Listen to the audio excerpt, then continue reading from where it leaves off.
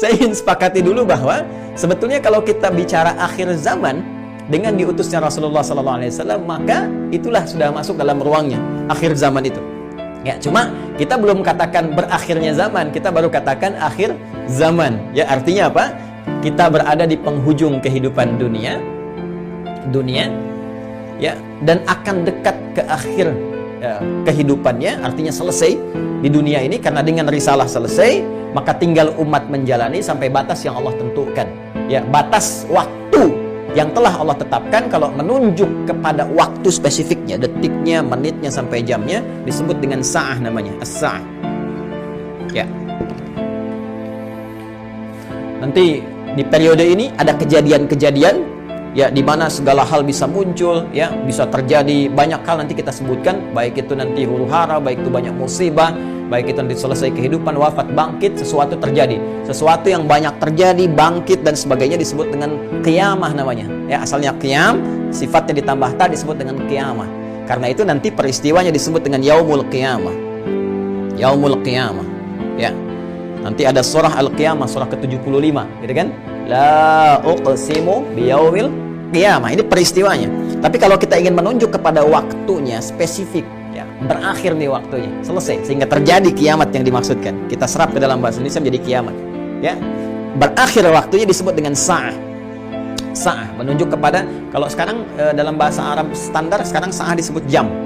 Ya, jam ada detiknya, kan sa'alan. Jam berapa sekarang, ya, sampai ke detiknya, sampai ke menitnya dan seterusnya, itu menunjuk kepada waktu yang disebut dengan sa'ah. Ya, karena itu teman-teman sekalian, ketika Allah menegaskan kapan terjadi tepatnya terjadi kiamat ini, menunjuk pada waktunya, itu hanya milik Allah Subhanahu wa taala, prerogatifnya. Ya, karena itu di Quran surah ke-31 Luqman, di ayat ke-34, ayat terakhir, hal pertama dari 5 hal yang menjadi hak prerogatif Allah, kalimatnya langsung menggunakan kata sa'ah. Innallaha 'indahu 'ilmus sa'ah. Ini kalimatnya menggunakan apa? Sa'ah. Ya, di hadis Muslim nomor hadis yang ke-8 disebut dengan hadis Jibril, ya, alaihissalam, ketika beliau bertanya, mengonfirmasi kepada Rasulullah, ya, Sayyidina Muhammad SAW, bertanya tentang kapan tepatnya terjadi kiamat. Maka kalimat terakhirnya ketika bertanya tentang iman, Islam, ihsan, mata sa'ah. Mata sa'ah, kapan tepatnya terjadi kiamat? Nabi menjawab, mal mas'ulu anha bi'alama minas sa'il. Kenapa penting saya sebutkan ini? Nah, ada langsung firman Allah dalam Al-Quran, pembukaan satu surah, di surah ke-54 Al-Qamar. Ya, Al-Qamar. Dalam pandangan Allah, Allah menyebutkan bahwa ketika Rasulullah diutus sebagai Rasul di akhir zaman, artinya zaman ini terakhir dalam kehidupan, gak ada nanti umat yang baru lagi, gak ada Rasul diutus lagi dan sebagainya. Itu sudah Allah mendeklarasikan satu pembuka kalimat dalam firman yang sangat singkat tapi tajam sekali. Iqtarabatis sa'ah. Iqtarabatis sa'atu wansyaqqal qamar. Quran surah ke-54 ayat yang pertama. Jadi Allah sudah menyampaikan sejak Nabi SAW diutus kurang lebih 15 abad yang lalu, kan? Allah menyampaikan iqtarabatis sa'ah. Ya, masa itu sudah dekat. Ya, jadi sejak diutusnya Nabi, Allah sudah mendeklarasikan, sudah menyampaikan, ya, menginformasikan pada seluruh hambanya bahwa ini kejadian ini sudah dekat. Ya, dengan diutusnya Rasulullah, bahwa zamannya akan berakhir. Cuma dekatnya dalam konteks firman Allah dengan pandangan kita tentu sangat berbeda. Ya, karena dimensinya tidak serupa, sifat-sifatnya jauh berbeda, kan? Maka demikian pula memahami firman Allah tidak menggunakan pendekatan akal manusia. Jangan kita katakan dekat dengan ukuran kita, tidak. Lihat ukuran Allah. Ya, di mana ukuran Allah? Lihat surah Al-Ma'arij misalnya, ayat yang ke-6. Innahum yarawnahu ba'ida wa narahu qariba. Ya, mereka melihatnya masih panjang, kami melihatnya dekat. Kenapa? Karena ukuran waktu di sisi Allah, ya, itu sudah nggak pakai ukuran standar manusia lagi. Beda dimensinya. Ya, kita keluar dari wilayah kita, saya di Indonesia dengan Malaysia sudah beda 1 jam. Ya, kita bisa ke Amerika, ke Kanada, itu sudah beda terbalik. Bisa di sini siang, sana malam. Ya, baik. Jadi apalagi kita ukur dengan konteks kehidupan akhirat. Ya, ya, ketika Allah berfirman dengan kita di sini, ya, antara kehidupan di luar bumi, di langit saja misalnya, itu yang sudah tidak ada gravitasi lagi, sudah gravitasi 0, itu perbedaan waktunya sudah berbeda jauh. Makanya ketika Al-Quran menginformasikan fi yaumin kana miqdaruhu alfa sanatin mimma ta'udun, ya ada 1 tahun bisa beda 1000 tahun. Dalam konteks orang dihukum di neraka bisa setahunnya, seharinya serasa 50.000 tahun, sehari bisa 1000 tahun. Artinya kalau Allah katakan misalnya 7 hari, berarti masih 7.000 tahun ya. Ya, 2 hari berarti masih 2.000 tahun dalam konteks terkecilnya, dalam pandangan kita. Tapi kita tidak tahu kapan itu terjadi. Secara singkat Allah sudah mengatakan bahwa sejak Rasulullah SAW diutus, ini keadaan sudah akhir zaman. Ya kan? 1. Dan sudah mendekat kepada kiamat. Cuma dekatnya itu kapan waktunya, kita tidak tahu. Dalam pandangan Allah dekat, dalam pandangan kita ngitung dari masa Nabi ke sini masih 15 abad, belum kiamat juga, ya kan? Sekarang belum kiamat juga, makanya jangan tanya tentang waktunya. Ya, yang ditanya persiapan kita apa? Ya, kalau Anda bertanya tentang waktu pada sesuatu yang sudah diatur, kaidah mengatakan sesuatu yang sudah diatur jangan banyak ditanya lagi. Nanti menjadi semakin tidak teratur keadaan Andanya. Ya, matahari terbit dari timur, tenggelam di darat, masih Anda tanya kenapa terbit dari timur? Itu kurang kerjaan. Kurang kerjaan. Ya, kenapa malam gelapnya? Itu kurang kerjaan. Jelas ya? Kenapa? Karena sudah kita mengerti, itu ma'lumun bid-darurah, sudah dipahami, sudah dimengerti. Naluri kita sudah bisa membaca, akal kita sudah mengetahuinya, ditanamkan dalam diri kita. Karena itu, sesuatu yang sudah Allah atur, jangan ikut-ikut mengatur lagi. Ya, Nabi pernah ditanya tentang kiamat, Nabi tanya, bagaimana persiapan kamu kalau terjadi besok? Jangan tanya waktunya. Karena Allah rahasiakan semua itu supaya memberikan getaran pada jiwa kita dan katalis pada diri kita untuk meresponnya dengan semangat beramal dan menyiapkannya. Itu poinnya. Baik, jadi kalau kita sudah pahami ini semua, bahwa kita hadir saat ini, aktivitas kita ada di penghujung zaman, artinya memang kita sudah berada di akhir zaman, tapi kita tidak tahu kapan zaman berakhir. Tapi kita bisa melihat tanda-tanda yang disampaikan Rasulullah SAW di setiap perubahan-perubahan yang terjadi di akhir zaman itu. Perubahan-perubahan inilah yang menjadikan kita mesti menghadapi tantangan-tantangan yang dimaksudkan. Karena setiap era perubahan tadi itu ada tantangannya tersendiri, tahadiyatnya sesuai dengan karakteristik umatnya. Nah, pertanyaannya, apa yang diinformasikan oleh Rasulullah di zaman beliau berupa tantangan-tantangan sampai perubahan-perubahan setelah masa-masa beliau kemudian wafat, bagaimana prediksi-prediksi yang disampaikan oleh para sahabat, ini yang coba kita uraikan. Dan di antara uraian itu ada yang teman-teman sebut dengan petaka-petaka, ada yang kita istilahkan dengan musibah-musibah. Seperti apa musibah yang digambarkan itu di setiap waktu-waktu yang berganti sepeninggal Nabi SAW, itu yang coba kita turunkan. Lalu kita akan mengaji bagaimana Nabi memberikan petunjuk kepada kita dengan izin Allah Subhanahu wa taala, saking sayangnya kepada kita, supaya setiap umat yang mengalami masa-masa itu lulus menghadapi ujiannya. Itulah rahmat Allah Subhanahu wa taala. Itulah di antara sifat Rasulullah yang disebut dengan rahmatan lil alamin, saking cintanya kepada seluruh pengikut beliau, umat beliau, maka beliau memohon kepada Allah diberikan petunjuk oleh Allah, begini setiap era ini nanti akan ada begini. Nanti kamu akan hadapi begini, begini cara menghadapinya, begini cara menjaganya. Kalau kita lakukan itu dengan baik, maka Allah akan menyelamatkan kita dari keadaan-keadaan yang dimaksudkan dan lulus kita ujian sampai kita menghadap kepada Allah Subhanahu wa taala. Kehidupan ini sebentar. Ya, sebentar. Jadi kalau kita terlampau banyak mainnya, sayang. Ya, pada akhirnya kan selesai. Karena itu patut kita menata dia dengan baik supaya maksimal kita bisa hadapi. Nah, mari kita turunkan. Kalau sudah paham ini, mohon maaf ya. Saya izin hapus dulu. Bismillah. Saya berikan kesimpulan dulu sejenak. Jadi jangan lantas nanti diartikan akhir zaman, kiamat gitu kan. Padahal kita juga sedang di akhir zaman sekarang. Dan Rasulullah diutus Rasul akhir zaman. Sekarang kita ustadznya ustadz akhir zaman gitu kan. Dan kalau ada presiden akhir zaman, menteri akhir zaman, lihat lurah akhir zaman. Termasuk juga sekolah-sekolah akhir zaman dan sebagainya. Tapi zaman itu sampai berakhir seperti apa tahapan-tahapannya, bagaimana ujiannya. Itu yang kita lihat. Ya. Di kesimpulan pertama, 1 tentang akhir zaman sudah kita bahas. Ya, adalah satu era terakhir, ya, era terakhir dari umat manusia yang beraktivitas, ya kan, di bumi. Ini ya, era terakhir dari umat manusia yang beraktivitas di bumi. Jelas ya? Nah, ditandai dengan diutusnya Rasul terakhir yaitu Rasulullah Sayyidina Muhammad sallallahu alaihi wasallam, kan? Sallallahu alaihi wasallam.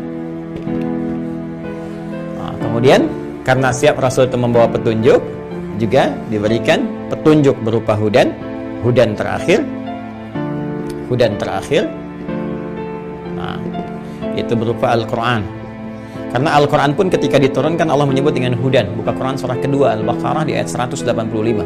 Syahrul Ramadan alladzi unzila fihi al-Quran hudan linnas. Ya, hudan linnas wa bayyinatin minal huda wal furqan. Baik, sekarang dari sejak diutusnya Rasulullah sudah masuk akhir zaman, bagaimana perjalanan? Nah, kalau kita turunkan dari sini di masa Rasulullah SAW, Rasul ya SAW sampai dengan kita sekarang, ya. Sampai kita sekarang di masa kini kurang lebih ada sekitar 15 abad. Nah, sekarang kita akan bicara tentang bagaimana Rasulullah SAW menyampaikan tentang berita-berita nubuat itu tentang berita besar yang terjadi dibawa oleh utusan. Ya, orang menyampaikan nubuat disebut dengan nabi, pembawa berita besar. Beritanya disebut dengan naba, karena itu ada surah An-Naba. Ya, amma yatasaalun 'anin naba'il 'azim, ya. Nah, ini nanti ada nubuat-nubuat beliau yang disampaikan kepada para sahabatnya, terlacak sampai dengan ke kita tentang peristiwa-peristiwa yang terjadi di masa-masa sampai mendekat kepada waktunya berakhir, as-sa'ah, ya, as-sa'ah. Ya. Ini karena akhir di sini akhirnya selesai gitu, nggak bisa ditulis lagi, dan karena kita di sini ya dekat ya, tapi kan nggak tahu masanya kapan. Jadi kurang lebih ginilah ya, supaya agak ngeles sedikit bahwa papan tulisnya udah nggak cukup. Jadi gini ya, teman-teman sekalian, saya turunkan ke sini. Baik, sekarang saya beri contoh begini misalnya. Ya, ini hadis yang populer saja, saya langsung ambil dari hadis riwayat Muslim. Hadis riwayat Imam Muslim. Yang nomor hadis yang ke-8. Nanti ada bab tentang iman, Islam dan ihsan. Ya, dikenal juga dengan hadis Jibril dan banyak dikutip oleh para ulama, termasuk juga Al-Imam An-Nawawi dalam Al-Arba'in. Dari 42 hadis beliau mengutip ini, teman-teman sekalian, di hadis yang kedua setelah innamal a'malu binniyat masuk hadis ini. Ya, an Abi Hafs Umar bin Khattab radhiyallahu ta'ala anhu qala bainama nahnu julusun 'inda Rasulillah sallallahu alaihi wasallam ittala 'alaina rajulun shadidu bayadi thiyabi shadidus sawadi sa'ari la yura 'alaihi atharus safari. Nah, kemudian setelah itu dia datang kepada Nabi sallallahu alaihi wasallam, fajalasa ila Nabi sallallahu alaihi wasallam fasnada rukbatayhi wa wada'a kaffayhi ala fakhidhihi faqala ya Muhammadun akhbirni anil Islam, dijawab oleh Nabi, akhbirni anil iman, dijawab oleh Nabi, akhbirni anil ihsan, dijawab oleh Nabi, terakhir kemudian mata sa'ah. Ya, bertanya tentang tanda-tanda as-sa'ah. Kapan ini ya terjadi tepatnya kiamat? Nabi menjawab, mal mas'ulu anha bi'alam min as-sa'il. Ya, tidaklah yang ditanya lebih tahu daripada siapa yang bertanya. Ya, tidaklah yang ditanya lebih tahu daripada yang bertanya. Jadi yang ditanya Rasulullah SAW ini kan Jibril, dekat dengan Allah. Allah Subhanahu Wa Taala berikan wahyu lewat Jibril sampaikan kepada Rasulullah. Tentunya ya malaikat Jibril lebih tahu dibandingkan dengan saya. Ya, ini juga pertanda ada dua hal. Pertama, pertanda ujian yang disampaikan malaikat kepada Nabi Muhammad supaya tidak mengarang sesuatu di luar apa yang Allah wahyukan kepadanya. Dan ini membenarkan risalah Nabi Muhammad SAW.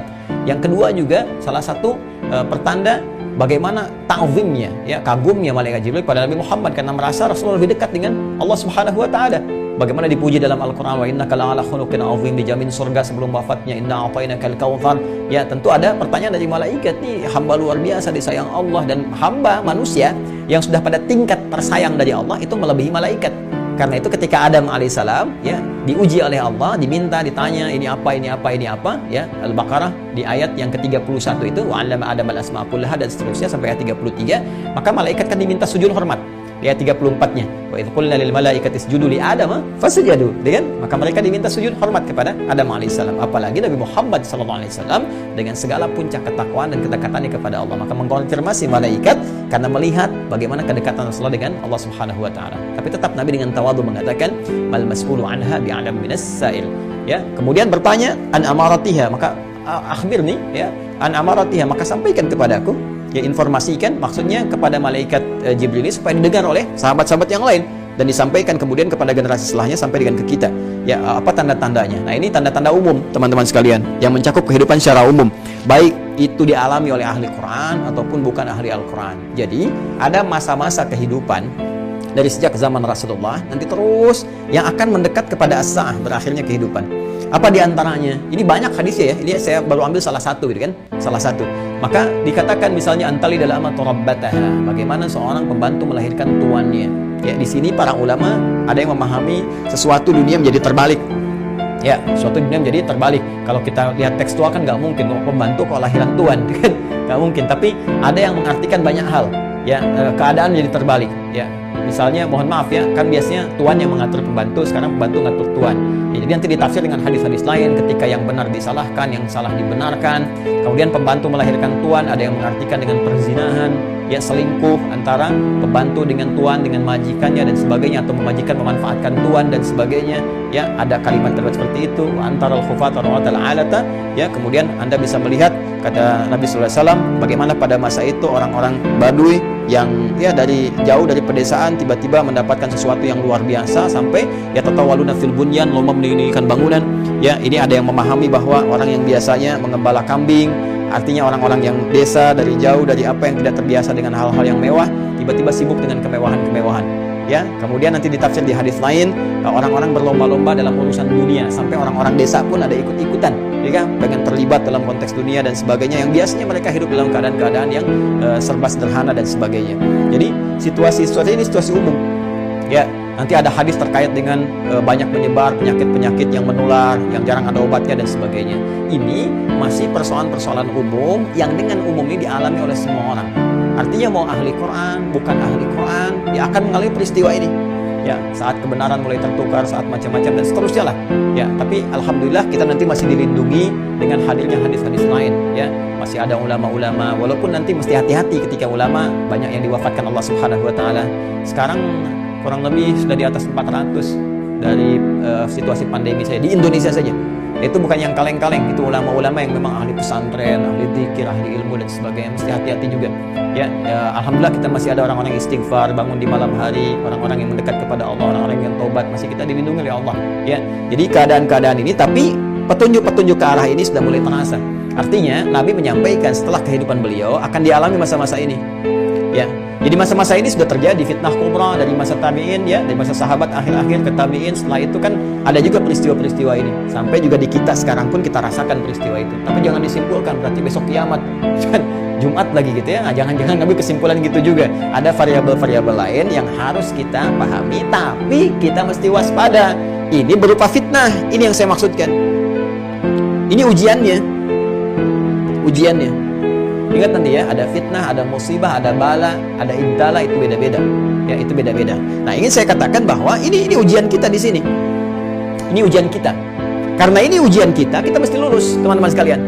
Nah, sekarang dan jangan langsung kita pahami ini kiamat besok ini, tidak. Nabi ingin mengatakan di masa depan ada tantangan-tantangan tuh akan begini. Dan ini kalau tantangan-tantangan ini nggak bisa dihadapi, sudah ini akan menjadi variabel yang mempercepat terjadinya kiamat. Artinya cepat menuju ke arah ini. Ya. Kalau orang udah nggak bisa dikendalikan, nggak ada orang jujur semua, orang semua berperilaku maksiat, orang semua berperilaku fahsya, mungkar dan sebagainya, ini mempercepat. Tapi kalau kita bisa lulus ujian-ujian ini, minimal rahmat Allah kita dapatkan.